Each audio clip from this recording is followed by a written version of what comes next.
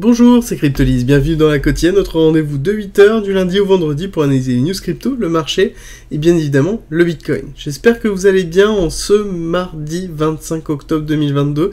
On commence tout de suite avec les nouvelles. Binance qui nous annonce s'approcher de l'identité du hacker. Donc a priori ils sont en train de travailler avec les law enforcement, donc avec la police, un petit peu partout dans le monde, pour trouver justement l'identité du hacker, celui qui a créé 2 millions de BNB.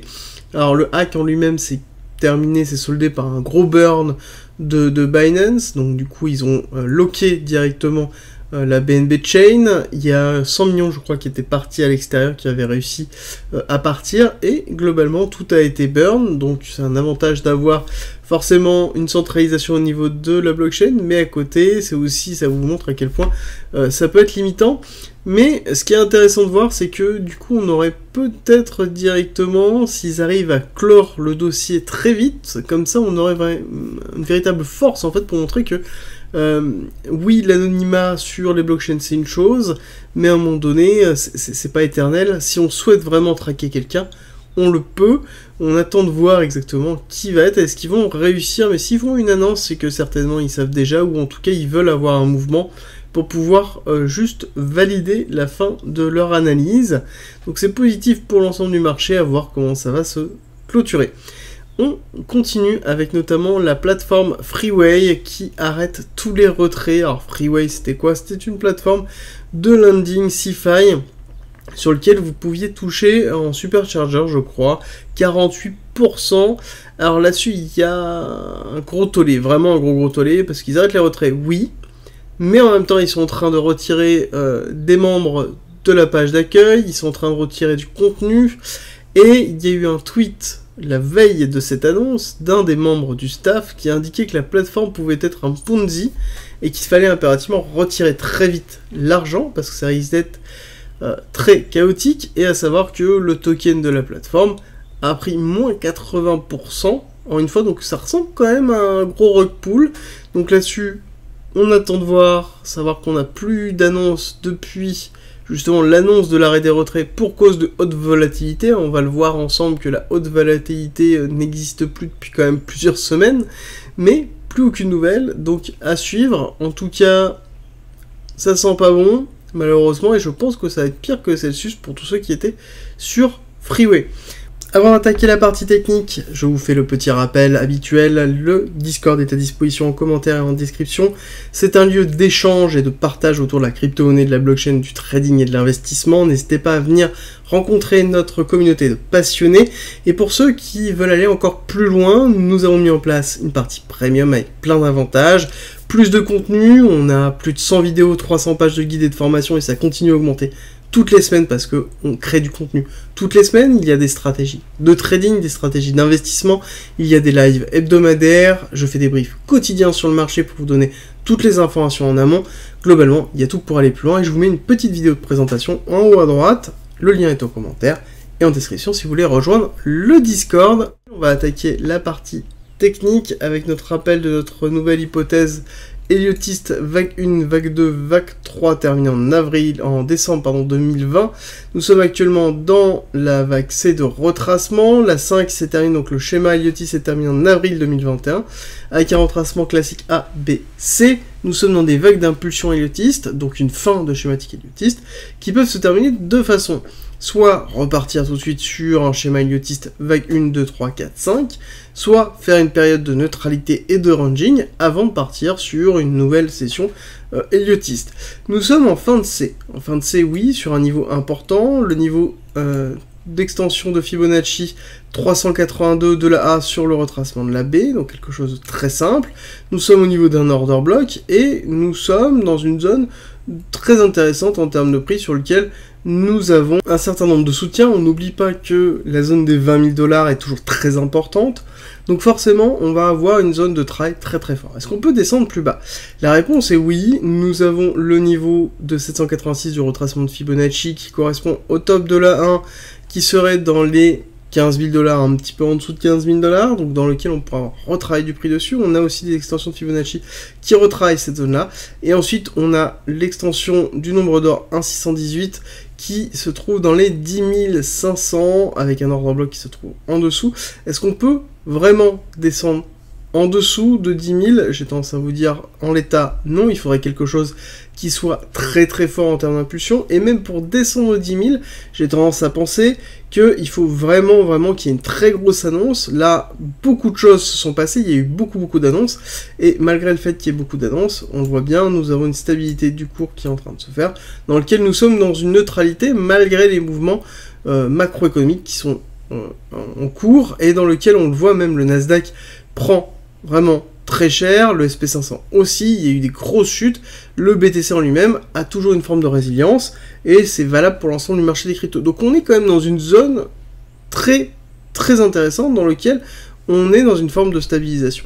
À savoir que on est toujours dans cette zone d'achat long terme, donc forcément, si vous êtes intéressé par le BTC ou sur les cryptoactifs en général, nous sommes sur beaucoup de cryptoactifs, et même sur le BTC ici, dans une zone d'achat long terme dans lequel on peut rentrer en DCA, en prenant en considération qu'on peut continuer à chuter, mais en tout cas, on est vraiment dans une zone très intéressante, à savoir que nous sommes aussi dans une pattern de réaccumulation du coffre en BC-AR-ST, SO, le ST a pris la liquidité du BC, donc on est dans une réaccumulation wickofienne, le sign of weakness, et on est dans une zone très intéressante, avec un momentum qui se stabilise, d'accord? Le momentum ici au niveau du RSI, nous sommes en weekly, sur le CME, et on voit que on a vraiment une stabilisation du momentum, donc ça veut dire que nous sommes dans une phase de consolidation, d'accord? Là, nous sommes vraiment dans une phase de consolidation, quelque chose qui, en tout cas, nous montre que le cours en lui-même est en train de travailler dans une zone de neutralité. Zone de neutralité qu'on va justement explorer un petit peu plus. On va zoomer sur, donc là on est passé en heure pour zoomer sur cette partie-là, où on voit que déjà depuis un certain temps, on évolue dans cette zone de neutralité. La grosse neutralité se fait depuis 35 jours quand même, et la petite neutralité, quand on regarde un petit peu plus ce qui se passe, avec notamment la zone basse, la première zone haute d'accélération, on est sur 48 jours de neutralité, et si on remonte en daily, on va remonter en daily pour vous montrer que même là, nous sommes donc dans une phase accélération-retracement. On pourra avoir une nouvelle accélération pour valider cette neutralité, et on serait dans une zone de neutralité depuis 127 jours.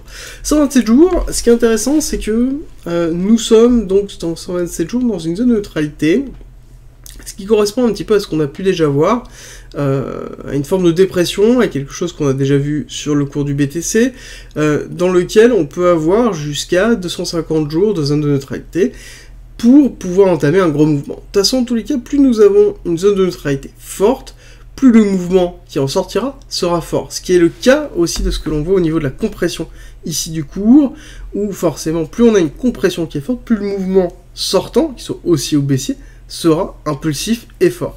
Ce qui est intéressant de voir, c'est qu'ici aussi, en daily, nous avons cette compression que l'on voit au niveau du momentum, d'accord? Nous avons une très grosse compression au niveau du momentum, et là, depuis octobre, début octobre, on voit vraiment que le momentum en lui-même est en train de se comprimer. Et ce qui est important et intéressant quand on comprend un petit peu ce qui est en train de se passer, que, en effet, nous avons depuis très longtemps, je vous explique depuis quasiment 6 mois, que nous avons des problèmes de liquidité sur le marché, ce qui est normal, nous sommes dans une crise macroéconomique, dans laquelle nous avons, comme toute crise, une contraction générale de la liquidité sur l'ensemble des marchés, cash is king, et donc du coup, forcément, on retire le cash des actifs, qu'ils soient risqués ou non. Là, plus c'est risqué, plus on retire le cash, ce qui est logique, et c'est ce que l'on voit d'ordre général. Donc, moins on a de cash, moins on a de liquidité, moins on a de volatilité. Donc forcément, derrière, on va avoir une complexité au niveau de la manipulation du cours, c'est-à-dire que moins on a de liquidité, plus on a un cours qui peut être manipulable, et plus il est possible qu'il soit manipulable, surtout sur des cryptoactifs, dans lequel on sait déjà qu'on a des chasses à la liquidation qui sont effectuées par les différents exchanges, et notamment quand on voit l'accélération haussière qui a eu lieu ici, on voit bien qu'on a eu une cassure réelle d'un cluster de liquidation, avec derrière un retracement. On a souvent ça, et il faut faire très attention. Là-dessus, au niveau des liquidités, ce qui est intéressant de voir, c'est que le positionnement majeur des liquidités, actuellement, se trouve ici, en long, d'accord, sur du court terme. On a très peu de liquidité en short, on a un tout petit peu, mais c'est vraiment, vraiment minime. Les gens sont en train, majoritairement, on ira le voir dans l'order flow, d'être positionnés en long, d'accord, ok. Là, actuellement, les gens se positionnent en long. Pourtant, à côté, qu'est-ce que l'on voit? À côté, on voit un momentum qui lui-même ne progresse pas, d'accord. On est même dans une tendance baissière au niveau du momentum qui est en train de se faire, ce qui est intéressant, parce que, du coup, ça sous-entend que là, on aurait même une divergence qui pourrait se faire ici, donc qui pourrait symboliser justement potentiellement une accélération haussière, d'accord. Mais on est dans un momentum qui en lui-même n'est pas fort, d'accord. On a très peu de momentum. Pourtant, les gens sont clairement positionnés en longue. Si on regarde ici, on le voit bien, très très bien, que là majoritairement nous sommes sur une continuation haussière. Je vous avais dit que potentiellement on pouvait avoir une stabilisation, voire même une chute effective, mais là on voit que c'est pas le cas. On voit qu'on est toujours dans quelque chose qui travaille à la hausse. Et pareil, ici on avait une contraction au départ, mais on voit bien qu'on repart à la hausse. On est toujours dans cette confirmation d'une volonté haussière du marché. Alors, en l'occurrence, là c'est sur Binance, c'est les futurs Binance, mais sur les futurs Binance, on voit que ça pousse, et il faut clairement le dire. Actuellement, ce qui drive le marché, c'est Binance, et les volumes qui sont sur Binance sont très loin d'être égalés, ne serait-ce que par le reste du marché. Alors, ce qui est intéressant de voir, c'est juste pour vous confirmer qu'on est bien dans une haussière, d'accord, dans une volonté haussière. Si on regarde bien, alors c'est légèrement incliné, mais on est vraiment dans quelque chose qui est haussier, ce qui nous confirme, ce qui tend à nous confirmer en tout cas, que soit nous sommes dans une zone de neutralité longue, vraiment longue, dans lequel on risque de voir un open interest qui va osciller entre 140 et 160, avec des cours qui vont rester à peu près comme ça, et potentiellement rester à 57%, ou quelque chose qui va monter très doucement, avant de pouvoir justement libérer les cours. La libération des cours, je pense, aura lieu aussi sur un driving, notamment au niveau de la macroéconomie, oui, mais un retour des liquidités au niveau du BTC, sûr et certain. Est-ce qu'on va rester très longtemps dans ce ranging-là? C'est compliqué, toujours la notion de temporalité est toujours très compliquée à aborder, mais ce qui est important à retenir, c'est qu'au niveau des niveaux de ce range, pour moi j'ai tendance à vous dire que le point bas pourrait être 15 000, jusqu'à 25 000. Voilà. Pour moi, c'est un petit peu le range que j'ai en tête, 15 000, 25 000. Alors, quand je dis ça, c'est pas pour tout de suite, hein. C'est un type de range qui va s'étaler sur une période potentielle de 1, 2, 3, 4 mois, 5 mois, pourquoi pas. J'ai une optique de quelque chose qui est en zone de neutralité jusqu'à la fin de cette année, début de l'année prochaine, pour repartir dans une session soit haussière, soit baissière, avec un mouvement de volatilité qui peut se faire, pour justement deuxième quarter de 2023. C'est un petit peu l'optique que j'ai depuis un certain temps. Si on regarde justement ce qui se passe au niveau du Nasdaq, on voit que ça y est, on est en train de valider le break qui a été fait ici. On a une clôture au-dessus, donc on est dans un break of structure mineur pour l'instant. On n'oublie pas que le véritable mineur qui se trouve ici à 17 700 nous ouvrira certainement la voie d'un rebond technique pour aller chercher celui-là. Et ensuite, le plus important qui serait le majeur, serait les niveaux des 13 700. Par contre, clairement, les chiffres, on sait, ce ne sont pas bons du tout. Actuellement, quand on regarde un petit peu les courbes, que ce soit du PMI ou les autres indicateurs, on voit que ce n'est pas bon. Donc la question qu'on peut se poser, c'est est-ce qu'on n'aurait pas une surévaluation du marché général Nasdaq SP500, ou est-ce que c'est réellement un rallye préventif, donc une forme de pricing qui est en train de se faire sur un retour des taux anticipés? Là-dessus, c'est très compliqué. On est vraiment dans cette zone-là où on est dans l'état actuel, dans une zone de retracement fort. Voilà, on est dans une zone de retracement fort. Pour moi, j'ai tendance à penser qu'on va continuer à avoir, en tout cas, une remontée potentielle pour aller retester les 11 600, 11 700. Ensuite, avoir une cassure baissière. Cassure baissière pour aller soit retravailler les 10 500, donc avoir quelque chose qui marque un break-out structure, retravail pour repartir à la hausse, ou sinon, là-dessus, c'est là où il faudra voir, là on rentre vraiment dans du pur spéculatif, il faudra voir est-ce qu'on a une accumulation ou est-ce qu'on a une redistribution. En fonction de ça, on verra est-ce qu'on va aller chuter bas ou pas. Dans tous les cas, au niveau de la macroéconomie, ce qu'il faut comprendre, c'est que certes, les chiffres sont pas bons, mais on a déjà la directive claire et nette posée de la Fed, on a les taux du chômage, on sait ce qui va se passer. Actuellement, il n'y a plus aucun doute sur la politique de la Fed, on sait qu'il n'y aura pas de crack supplémentaire, en tout cas lié au taux d'inflation. On sait qu'on a un risque au niveau des obligations, mais tout le monde est au courant maintenant. Il n'y a plus cette surprise que l'on pouvait avoir à un moment donné. Globalement, on arrive dans une zone où l'incertitude disparaît. Et ce qui est important de comprendre, c'est que ce qui fait mal au marché financier, c'est l'incertitude. Plus on est dans une phase d'incertitude ou de décorrélation avec les certitudes qui avaient été posées, à ce moment-là, plus on a un mouvement fort. Plus on arrive dans une confirmation de certitude, plus on est dans quelque chose qui va être à faible volatilité et on va reprendre un cours haussier.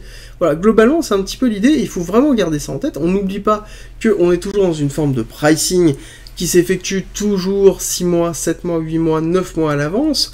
Donc là-dessus, il faut toujours prendre un petit peu de recul sur les différentes annonces de fin d'année que l'on pourra avoir, voire potentiellement celle de mars 2023, parce que 6 mois, nous sommes le 25 octobre, dans 6 mois, en effet, on tomberait au niveau de mars. Donc, mars-avril. Donc, on est quand même sur quelque chose où, là, est-ce que nous sommes en train de voir, ici, un véritable break pour une perspective de mars, ou est-ce qu'on est en train de voir quelque chose qui est plus un retracement effectif pour retravail d'une chute et d'une continuité baissière, parce qu'on aurait une inflation qui continuerait à monter courant 2023, tout le long de 2023.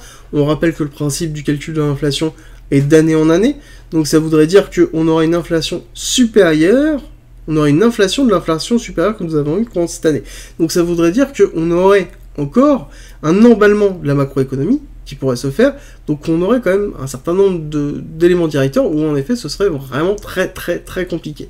Donc là c'est un petit peu, pour l'instant on est dans une zone où il y a plusieurs schémas à voir, nous n'avons pas de pattern pour l'instant, donc il faut prendre un petit peu de recul, et surtout si on regarde un petit peu en 1 heure, vous allez voir qu'on le voit bien que les patterns là pour l'instant, oui on pourrait avoir une distribution, celle que je vous ai expliquée là, BC, AR, ST, SO, je vous l'ai expliqué hier, UT, ici faire l'UTAD, potentiellement aller retravailler les 11 700, aller prendre la liquidité qui est en attente ici de cette distribution, et on voit bien qu'on a en plus quelque chose qui réagit très très bien à week-off, parce que nous en avons une ici, BC, AR, ST, SO, UT, UTAD, retest, cassure, d'accord? Donc là on est potentiellement dans un retest de l'UT, il faudrait idéalement, j'aimerais bien faire un UTAD, faire une cassure baissière, un retest, et là on aura un signe fort sur le retest en se disant que potentiellement on aura un break baissier, d'accord? Pour l'instant, tant qu'on n'a pas fait de break of structure mineure, en tout cas en 1 heure, on n'a pas de validation de la distribution, d'accord? Donc là, il faut vraiment être patient, c'est pour ça que je vous dis que potentiellement on peut continuer à la hausse, et là on pourrait vraiment être dans, si jamais on a une cassure ici et une accumulation, on pourrait être dans une réaccumulation avec un signe haussier. Donc là on est dans une zone d'incertitude qu'on revoit aussi très très bien ici, d'accord? Quand on voit qu'on est dans une zone d'incertitude sur la macroéconomie et sur le Nasdaq, forcément on va avoir un impact aussi sur les actifs risqués, dont le BTC, même si on voit une résilience massive du BTC d'ordre général sur les différents mouvements, que ce soit haussier ou baissier, on a quand même un élément de corrélation. Alors, c'est pas la corrélation directe, c'est une corrélation indirecte sur des événements qui impactent la macroéconomie, qui impactent aussi le BTC, et ce n'est pas tous les événements. Ensuite, on va aller voir le SP500. SP500 aussi qui est dans une zone très intéressante dans laquelle, ici, on aurait justement potentiellement un break-off structure qui serait en attente. D'accord? La session d'aujourd'hui pourrait être vraiment importante parce qu'on voit qu'on a eu une prise de liquidité effective ici, mais on n'a pas eu de break-off structure. Je pense qu'il serait vraiment intéressant, ici, d'avoir un break-off structure. Ça serait un bon indicateur d'une volonté notamment du marché américain à la hausse. Si le SP500 marque réellement une bougie au-dessus et un break-off structure, là, celui-là serait à la limite d'être majeur, parce que si on regarde l'évolution suivante, serait, ici on a un inducement, mais bon, ça c'est juste une prise de liquidité, mais serait le niveau très très fort de 4300. 4300 sur SP500, ici, bon, bah, globalement, si on casse ça, ok, c'est même plus un signal, là. C'est directement une flèche haussière vers la Lune. Donc, globalement, là, on est vraiment dans un schéma où il faut observer. Il faut observer ce qui va se passer sur SP500, qui va nous donner une indication sur notamment le Nasdaq. Surtout que si on regarde un petit peu ce qui se passe sur le DXY, donc sur l'indice dollar, quelque chose qui est très important, où on voit que on a quand même ces mouvements haussiers qui sont effectués, alors que somme toute, on a un DXY, ici, sur cette période-là, qui reste plus ou moins neutre. C'est-à-dire que quand on regarde l'ouverture ici, la fermeture là, on est sur quelque chose qui est neutre. Quand on regarde ici le mouvement effectif qui a eu lieu, on est sur quelque chose qui est neutre. Donc, on a un DXY, un dollar, qui est neutre, qui n'a pas vocation. Là, actuellement, on n'a pas de mouvement baissier très fort qui pourrait expliquer ça. Donc, ça veut dire qu'on a une construction réelle qui est en train de se faire au niveau des différents indices, Nasdaq et SP500, qui n'est pas forcément lié directement au dollar. Donc ça, c'est voilà, une petite parenthèse qui est effectuée. Et dans tous les cas, là, on a quand même une pattern. Il faudrait ici aller casser. Voilà, il faudrait aller casser déjà ici pour bien noter une volonté baissière et ensuite casser ce niveau-là pour se dire que potentiellement on a un break-off structure. Le break-off structure entraînerait un changement de dynamique où on aurait un changement de dynamique fort où on pourrait aller retester pour repartir sur un cycle baissier au niveau du DXY. Donc une diminution du dollar, une augmentation des autres, en tout cas actifs, sur lequel on aurait une diminution de la pression sur la macroéconomie générale et donc ce qui serait un départ. Est-ce que c'est pour tout de suite? Non, encore une fois, moi j'ai une vision d'une fin d'année qui va être bercée dans une forme de neutralité, qui est d'ailleurs parfaite pour pouvoir construire du DCA, ou en tout cas voilà, préparer une partie d'exposition, renforcer une exposition si jamais c'est pas déjà le cas. Voilà, pour moi c'est un petit peu l'optique et ma stratégie que je vais avoir sur cette fin d'année et début d'année 2023 pour préparer globalement courant d'année 2023, voire même fin d'année 2023 et début d'année 2024, en fonction des différentes évolutions que l'on pourra avoir, que ce soit sur la macroéconomie, sur le plan de géopolitique, et aussi sur le point de vue, bien évidemment, crypto, parce que la crypto-monnaie, on le rappelle, c'est basé sur la blockchain, et forcément, c'est une industrie à part, qui a son cycle de vie à part, et dans lequel il faut impérativement suivre.